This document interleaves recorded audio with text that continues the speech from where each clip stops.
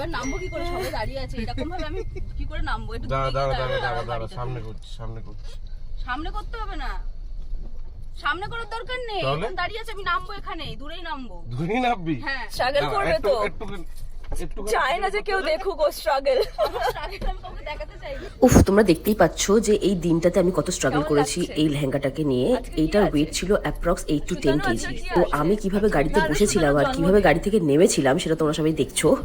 আর শ্বশুরবাড়ি থেকে আমাদের বিয়ের ভেন্যুটা 2 মিনিটের ডিস্টেন্স ছিল, বাট সেটাতেও আমার হেঁটে যাওয়ার মতো ক্ষমতা ছিল না। সো কোনো রকমে ওখানে রেংতে আমি যাই। তোমরা দেখো আর আমাকে জানিও যে এই লেহেঙ্গাটা বিয়ের তোমাদের কেমন লাগলো। আর এই যে লাস্টে একটা সুন্দরী মেয়েকে দেখতে পাচ্ছ, এটা হচ্ছে আমার নিজের দিদি আর এটা আমার জামাইবাবু। এই জন্যই বললাম, কারণ কেউ বিলিভ করে না যে আমরা দুই বোন, কারণ আমাদের নাকি ফেসের কোনো মিল নেই। তোমরা বলো তো মিল আছে কি নেই? আবার দেখা হবে পরের ভিডিওতে। টাটা।